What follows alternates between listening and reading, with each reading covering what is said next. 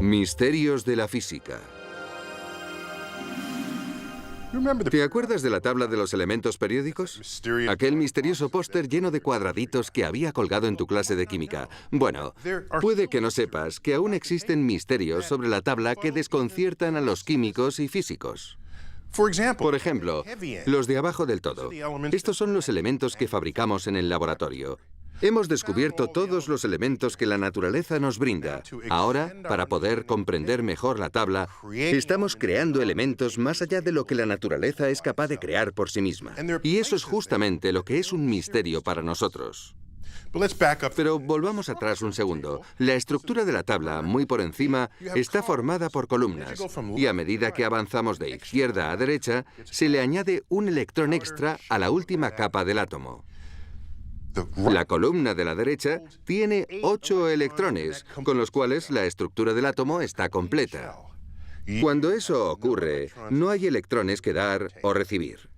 Y cuando no se tiene nada que dar o recibir, no se pueden crear moléculas con ningún otro átomo. Es una parte interesante del diagrama, pero todas las partes del diagrama tienen partes interesantes de las que hablar. Por ejemplo, recordarás que los elementos que están en una misma columna tienen el mismo número de electrones en su capa de valencia. Lo que eso significa es que se unen con otros átomos de la misma manera. El mejor ejemplo de esto es el del carbono y el silicio. Es un buen ejemplo. Nuestra vida está basada en el carbono. Toda nuestra bioquímica está basada en el carbono. Justo debajo está el silicio. Así que puedes preguntarte, si la vida puede basarse en el carbono, ¿por qué no puede haber vida basada en el silicio? De hecho, en un episodio de Star Trek, la famosa serie de televisión, se hablaba de la posibilidad de una forma de vida basada en el silicio. El silicio es uno de los ingredientes presentes en una roca. Las rocas son bastante estables, así que imaginaos una roca. En este episodio se imaginaron la vida basada en el silicio como una roca andante que pudiera moverse a través de las montañas del mismo modo en el que nosotros atravesamos el aire. Es una buena trama, pero resulta que, aunque la vida basada en silicio es posible, no es necesaria, porque el carbono es mucho más abundante que el silicio en el universo. Además, los lazos del carbono no son tan permanentes. Si se crean lazos permanentes, se restringe el número de experimentos químicos que la naturaleza puede hacer con tus moléculas. De modo que los lazos del carbono pueden romperse, unirse, volverse a romper y volverse a unir de nuevo. Se puede experimentar con muchas combinaciones y eso es justo lo que se necesita para crear la vida, para crear la complejidad que sabemos que tiene lugar en la vida. Isla de estabilidad. Además de las capas de electrones que existen en los átomos de la tabla periódica, el núcleo de cada átomo tiene una estructura de capas también. El núcleo está compuesto de protones y neutrones.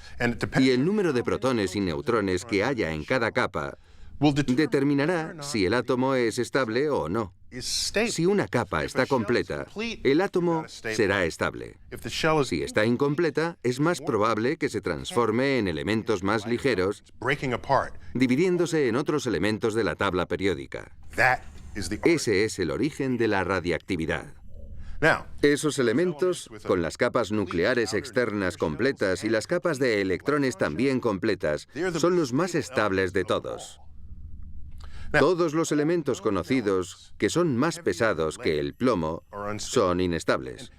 Y es una verdad universal que cuanto más grande sea el núcleo, menos estable es. ¿Cómo de inestable? Duran fracciones de segundos. Como mucho, pueden durar un par de minutos antes de descomponerse. Recientemente, hemos descubierto elementos en la naturaleza de hasta 92 protones. ¿Cuál es ese elemento con 92 protones? El uranio, nombrado así debido al planeta Urano. Aparte de ese, hemos fabricado más de 20 elementos más pesados que el uranio. ¿Dónde lo hemos conseguido? Por supuesto, en laboratorios de física. El más reciente de los elementos tiene 112 protones. Creado en laboratorios, se llama copernicio, llamado así, por supuesto, por Nicolás Copérnico, quien teorizó en el siglo XVI el modelo heliocéntrico del universo conocido. Finalmente, la ciencia le reconoció, honrándole con el nombre de un elemento de la tabla periódica.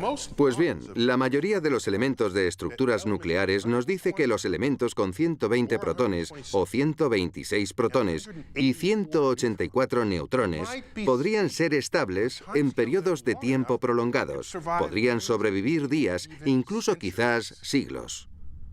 Hemos fabricado elementos de hasta 118 protones, de modo que estamos en el umbral de esta mágica isla de estabilidad. Aún no lo hemos logrado, pero pensamos que estamos cerca, y con esto contradiríamos la idea tradicional de que los núcleos grandes son inestables. Nuestros modelos nos dicen que puede haber una comunidad de núcleos enormes igual de estables que cualquier otra cosa en la vida. Pues bien, si llegáramos a crearlos, ¿para qué emplearíamos esos elementos en nuestra vida cotidiana? Puede que sean tan exóticos que solo sirvan para saciar nuestra curiosidad. Eso ya lo hemos hecho con la mayoría de elementos descubiertos en la tabla periódica. Por ejemplo, ¿quién habría pensado que el germanio, un semimetal oscuro descubierto en la década de 1880, acabaría convirtiéndose en el ingrediente crucial del desarrollo de los transistores 70 años más tarde? O elementos como el neodimio o el samario, durante siglos, fueron considerados meras curiosidades y acabaron siendo esenciales para la construcción de los poderosos imanes permanentes. O uno de mis favoritos es el americio, llamado así por América. Hemos descubierto muchos elementos aquí, así que este lo nombraron en honor a América. Fue descubierto en 1944. El americio acabó por convertirse, y lo sigue siendo actualmente, en el ingrediente activo por excelencia en los detectores de humo. Así que echo un vistazo a esta isla de estabilidad y ansío conocer las propiedades que podrán tener. En manos de un ingeniero capacitado y científicos con percepción, podremos explotar esas propiedades y posiblemente transformar la vida tal y como la conocemos actualmente. Modelo estándar de física de partículas. ¿Dónde estabas tú en los 70? ¿Habías nacido ya? Y de ser así, ¿bailabas música disco? Yo sí. Tuve la edad perfecta en la mejor época. Pero en aquella década, los físicos de Estados Unidos y Europa estaban haciendo el inventario final de todas las partículas conocidas. Y lo que estaban recopilando no era un inventario cualquiera. Lo que salió de aquella época fue el entendimiento de cómo todas esas partículas se unían entre ellas, pues pretendían llegar a un pensamiento coherente de cómo se relacionaban las partículas con la materia y con el universo a gran escala. De modo que lo que hemos aprendido, con la ayuda de potentes aceleradores de partículas, por cierto, ¿cómo funcionan? Su tarea es hacer que choquen los núcleos atómicos entre sí y recoger los trozos que quedan. Y cuando los núcleos atómicos chocan, se crea una gran cantidad de energía, y esa energía puede crear partículas nuevas, mientras que otras partículas pueden desaparecer. Es un lío, un desastre. Pero entre esa gran explosión, podemos atisbar la naturaleza de la materia. Y puedes ver cómo se ha forjado un nuevo universo en el centro de tu acelerador de partículas. De modo que lo que hemos aprendido es que hay 3 regímenes de energía en la materia. 3. Existe el régimen de baja energía, el de energía media y el régimen de alta energía. ¿Adivinas a cuál pertenecemos nosotros? Al de baja energía. Lo siento mucho. Todo lo que conocemos, todo cuanto hacemos, pensamos, decimos, saboreamos, tocamos, ocurre en este régimen de baja energía de partículas. Desconocemos totalmente qué pasa en los otros dos. Así que echemos un vistazo rápido al inventario de partículas presentes en ese régimen de baja energía. Lo primero que tenemos son nuestros protones y neutrones. De acuerdo, pues resulta que no son partículas fundamentales. No lo son. Como hemos dicho anteriormente, están formados por quarks. Llamamos a esos quarks arriba y abajo. Sí, sé que es curioso porque si volvemos a la antigua Grecia, la palabra átomo se inventó para describir la parte indivisible de la materia. Átomo quiere decir indivisible. Pero luego descubrimos que los átomos están formados de partículas. Y en ese caso en concreto, los neutrones y protones se pueden dividir a su vez en quarks. De modo que tenemos el quark arriba y el quark abajo. ¿Qué más tenemos? Tenemos el electrón, con el cual ya nos hemos familiarizado. Eso es lo que fluye por todos los aparatos electrónicos de esta era moderna y lo que nos brinda la electricidad, el electrón. Luego hay otra partícula, una partícula especialmente esquiva. La hemos nombrado en anteriores capítulos. Es el neutrino. Y este neutrino en particular es un neutrino electrónico. Se consigue de una forma muy interesante. Arranca un neutrón del núcleo de un átomo y lo suelta en el espacio. 6 minutos después se descompone. Los neutrones no son estables fuera del núcleo. Un neutrón no tiene carga, pero se descompone en 3 partículas. Un protón, un electrón, cuyas cargas se cancelan entre sí, de modo que empiezas sin carga y acabas igualmente sin carga. El neutrón se transforma en un protón, un electrón y un neutrino electrónico que se escapa. Se escapa. De modo que tenemos el quark arriba, el quark abajo, el electrón y el neutrino. Y, por supuesto, cada uno tiene partículas de antimateria. Antimateria. La inventamos nosotros, no los escritores de ciencia ficción. Es el ingrediente favorito de los viajes espaciales en las historias de ciencia ficción. La antimateria hace justo lo que crees que hace. Cuando entra en contacto con la materia, la aniquila y crea energía pura. La antimateria es real. Se crea cada día en aceleradores de partículas. La podemos encontrar en el centro de las estrellas. Forma parte del inventario de partículas que existen en el universo. Lo que tenemos es un total de 4 partículas y sus equivalentes de antimateria. Eso es lo que crea el régimen de energía de este universo. Repito, 4. Esas 4 partículas son los componentes de todo cuanto has visto, hecho, pensado, saboreado, tocado.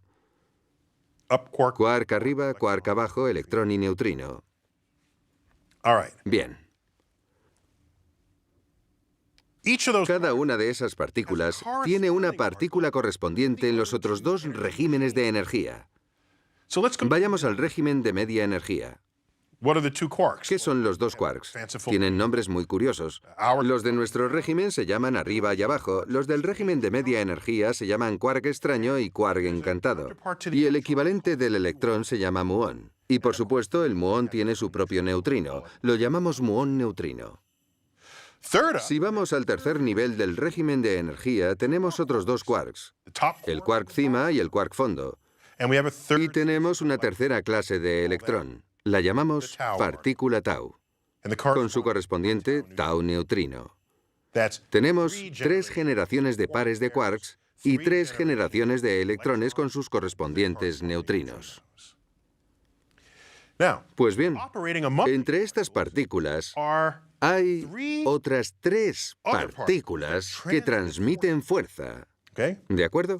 Otros 3 grupos de partículas que transmiten fuerzas. Están los fotones que transmiten fuerzas electromagnéticas. También los gluones, mis partículas favoritas. Los gluones transmiten fuerza nuclear fuerte. Esa fuerza es tan potente que mantiene unidos los protones en el núcleo contra su voluntad. De hecho, los gluones mantienen a los quarks juntos dentro de los protones y los neutrones. Los gluones. Luego está lo que llamamos la fuerza nuclear débil, propagada por lo que conocemos como bosones W y Z.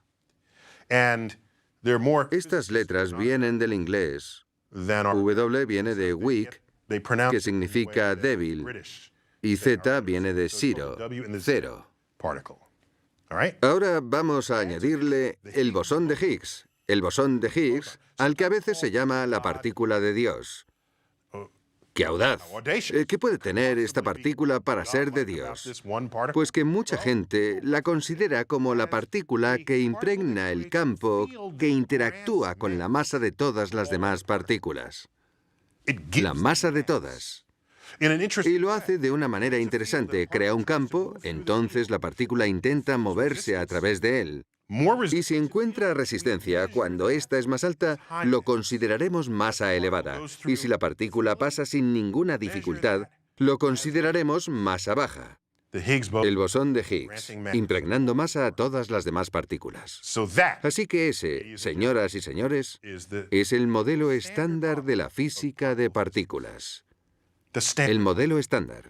Si le añadimos la gravedad, puesto que no he mencionado la gravedad todavía, si le añadimos la gravedad, veremos que este inventario engloba todo el universo conocido, todo entero, por completo.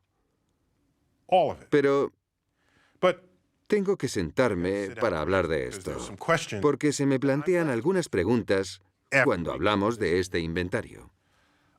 Y me pregunto, ¿por qué? ¿Por qué hay 3 regímenes de la materia y no 1 o 10? ¿Por qué hay 3? ¿Por qué las partículas tienen esas propiedades? ¿Y por qué hay partículas para empezar? ¿Son estas partículas esenciales? Creemos que sí. ¿O es que ellas mismas tienen una estructura aún no resuelta, infinita, con una estructura interna en lo más profundo? O quizás, aún más interesante, ¿existe un entendimiento más simple que seguimos eludiendo?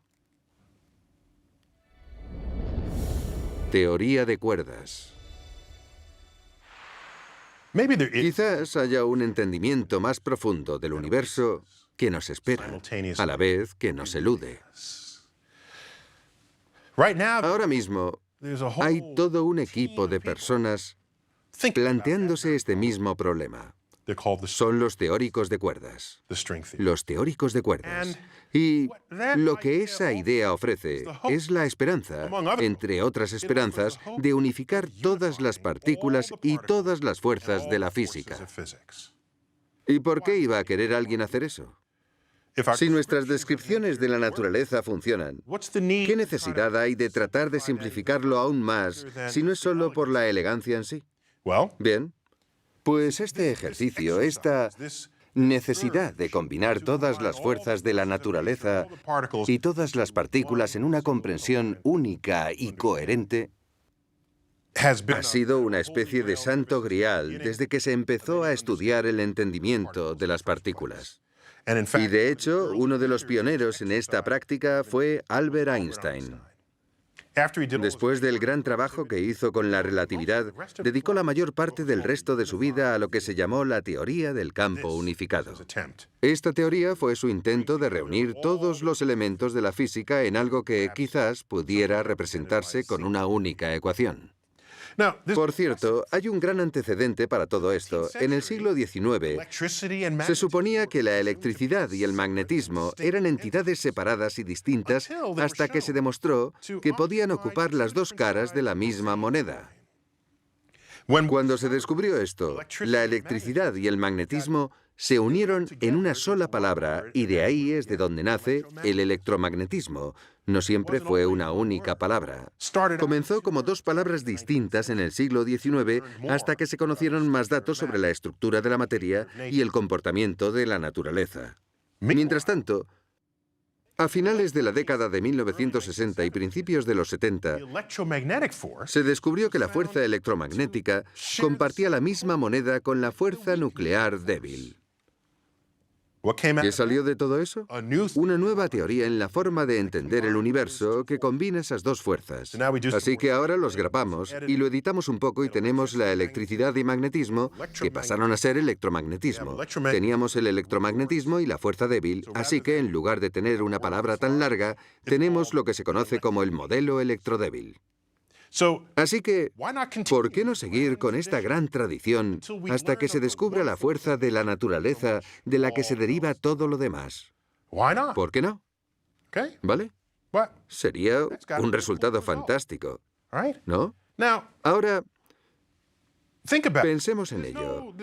No hay muestras en el cielo que indiquen que el universo en el que vivimos, independientemente de nuestra percepción del mismo, exista en 4 dimensiones y solo 4 dimensiones. Que se trate de 3 dimensiones espaciales, X, Y, Z, y por supuesto, la dimensión del tiempo T. En las últimas décadas, básicamente desde los albores de la teoría de cuerdas, se ha pensado que todas las partículas fundamentales que vemos y medimos no están separadas unas de otras. Se creía que simplemente aparecen de esa manera en nuestras humildes 4 dimensiones. Nunca habías oído a nadie decir eso, ¿verdad? Nuestras humildes 4 dimensiones.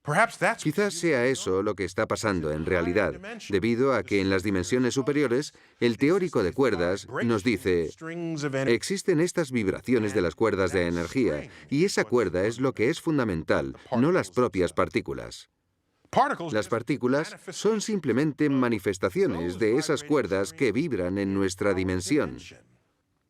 Y si hacemos vibrar una cuerda en una frecuencia u otra, se presenta como una partícula u otra en nuestra dimensión. Bien, no existe ni la más mínima prueba que apoye esta teoría. Tampoco se ha sugerido ningún experimento que pueda ponerlo a prueba al alcance inmediato de la tecnología moderna. Pero no importa. De momento, pasaré por alto ese inconveniente.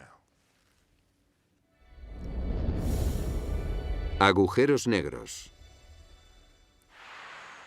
Uno de los grandes misterios del universo, solo porque nos parecen fascinantes, es ¿cuál es la naturaleza de los agujeros negros? Los agujeros negros. A los niños les encantan los agujeros negros igual que les encantan los tiranosaurios. Supongo que es porque cualquiera de los dos puede comerte y cualquier cosa que pueda comerte te impone respeto. Los agujeros negros son consecuencia de la teoría general de la relatividad de Albert Einstein, y esa es su teoría de la gravedad. La teoría moderna de la gravedad, en la que se describe la gravedad no como una fuerza de la forma en que normalmente la concebimos, una acción a distancia. La gravedad es la curvatura de la estructura del espacio-tiempo. El espacio-tiempo, o lo que es lo mismo, nuestras coordenadas en el espacio combinadas con nuestras coordenadas en el tiempo. Puede sonar muy exótico, pero no lo es en realidad. Por ejemplo, no puedes fijar una cita con alguien en un lugar a menos que también hayas fijado una fecha concreta. Y nunca puedes quedar con alguien en un momento concreto a menos que haya un acuerdo sobre el lugar. Así que la intersección del espacio y tiempo ha estado con nosotros toda nuestra vida, incluso en nuestro idioma. No se da solo en nuestros pensamientos. Son dos conceptos que van fundamentalmente entrelazados, espacio y tiempo. Y todo este concepto de la teoría general de la relatividad nos lleva a una declaración fascinante, pronunciada por la comunidad de la relatividad, que resume lo que ocurre, que la materia le dice al espacio cómo curvarse, y el espacio le dice a la materia cómo moverse. Bien, lo que esto nos revela es que las regiones del espacio pueden tener una gravedad muy alta. La curvatura del espacio es tan profunda en su interior que si algo quisiera salir de esa curvatura, no podría. No podría. ¿Cuál es el límite? Resulta que hay una especie de zona en la que, incluso si se viaja a la velocidad de la luz, la energía es insuficiente para salir de esta zona. No se puede salir. Si tú estuvieras en esa zona, si la luz no es capaz de salir, y la luz es lo más rápido que conocemos, entonces nada saldría.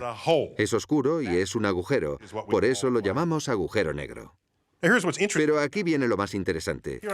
Yo estoy en la Tierra. Puedo coger una piedrecita, tirarla para arriba, que volverá a bajar. Si la tiro más rápido, llegará más alto antes de volver a bajar. Existe una velocidad con la que puedo tirar esto, de tal manera que nunca regrese a la Tierra. Y se puede calcular, se puede experimentar. Se ha demostrado con las misiones a la Luna. Son 11,2 kilómetros por segundo. Yo no tengo la fuerza suficiente para hacerlo, pero prometo que si la lanzo a esos 11,2 kilómetros por segundo, saldría de la Tierra y no volvería nunca más. Esa es la velocidad de escape de la Tierra. Si un objeto se aproxima a las dimensiones de un agujero negro, entonces la velocidad de escape que se obtiene es más y más y más alta. Y del mismo modo en que puedo jugar a atrapar esta piedrecita o una pelota, En una superficie donde la gravedad sea muy alta, podría jugar a la pelota con un haz de luz, porque ese es el camino que lleva la luz a través de la gran curvatura del espacio-tiempo en las proximidades de un agujero negro. Ahora, eso plantea algunos fenómenos interesantes. ¿Qué pasaría si caemos en un agujero negro? Te preguntarás. Y si no te lo preguntas, lo hago yo por ti. ¿Qué pasaría si te cayeras dentro? Bueno, vamos a lanzarnos con los pies por delante. Has caído dentro, eso es. Lo que ocurre es lo siguiente. En el centro del agujero negro, la gravedad es tan intensa que, a medida que te acercas al centro, puesto que estás cayendo dentro de él, a medida que te vas acercando cada vez más, la diferencia de gravedad entre los pies y la cabeza es mayor. La diferencia de gravedad es enorme a medida que te acercas al centro del agujero negro. Esa diferencia en la gravedad es lo que llamamos la fuerza de marea. Y esa fuerza de marea tiene el poder de estirar las cosas. La fuerza de marea que ejerce la Luna sobre la Tierra estira los océanos, creando las mareas. Cuando hay marea alta o marea baja, la Tierra está amoldándose a las protuberancias que existen en el espacio. Hagamos un pequeño paréntesis. La gente se pregunta si las mareas producidas por la Luna afectan a nuestras cabezas, porque en las mareas sube el agua y los biólogos nos dicen que nosotros somos agua en nuestra mayor parte. Pues sí, la fuerza de marea afecta a nuestra cabeza. Resulta que la fuerza aplicada a la cabeza es 1 trillón de veces más potente que la de una almohada, en el caso de que pusiéramos la cabeza debajo de la almohada. Así que nos afecta la fuerza de marea. Son mayores cuanto mayor sea el objeto. En el caso del diámetro de nuestra cabeza, la fuerza aplicada es pequeña. Bien, nos encontramos cayendo por el agujero negro. Tus pies quieren acercarse al centro más rápido que tu cabeza, así que comienzas a estirarte, y tu cuerpo se va alargando cada vez más. Al principio eso de estirarse le sienta bien a uno, pero luego empieza a doler, hasta que llega un punto en el que la fuerza de marea es más potente que las uniones moleculares que mantienen la carne unida, y te divides en 2 partes, probablemente por debajo de la espina dorsal. Después de eso, a esas 2 piezas les ocurre lo mismo y también se separan. Así que pasas de 2 trozos a 4, luego a 8, a 16, y a medida que te vas acercando al centro del agujero negro, te conviertes en un conjunto de átomos. Pero lo peor no es eso, sino que el espacio-tiempo es como un embudo, de modo que no solo te estiras, sino que te estrujas de lado a lado y de arriba a abajo para poder pasar a través del espacio-tiempo como la pasta de dientes pasa por el tubo. Existe una palabra para esto, para describir la muerte cuando uno cae en un agujero negro. Se llama espaguetificación, porque eso es lo más parecido, un espagueti cayendo por el espacio. Resulta que los agujeros negros grandes tienen una fuerza de marea menor a la de los agujeros negros más pequeños. A medida que te acercas al centro, la diferencia gravitatoria entre los pies y la cabeza no es tan grande, así que es posible sobrevivir a la caída en un agujero negro. En el que te gustaría caer es el siguiente: uno que estuviera girando, de modo que, cuando cayeras en él, tuviera forma de donut. Eso es lo que ocurre cuando un agujero negro está girando constantemente, que adquiere propiedades extra muy interesantes. A medida que caes por el agujero negro, el tiempo se ralentiza hasta llegar a un punto en el que prácticamente se detiene. Y cuando eso ocurre, el universo que has dejado atrás transcurre en un instante, de modo que ves el futuro del universo que acabas de dejar en el instante en el que caes a través del agujero negro. De modo que es un viaje solo de ida, ¿de acuerdo? Esto no se lo podéis decir a nadie. Eso nos lleva a pensar, haciendo cálculos de lo que podemos encontrar en el centro del agujero negro, que está en constante rotación, que existe otro espacio-tiempo completamente diferente que se acaba de aparecer ante ti. Un universo completamente nuevo que no es del cual provienes. De modo que si caes en un agujero negro en rotación para hacer este tipo de experimento solo de ida, puedes acabar en un universo totalmente distinto. ¿Has hecho alguna vez ese experimento? No. Funciona en la teoría. Así que aceptamos voluntarios. ¿Alguien quiere comprobar si esa teoría es cierta?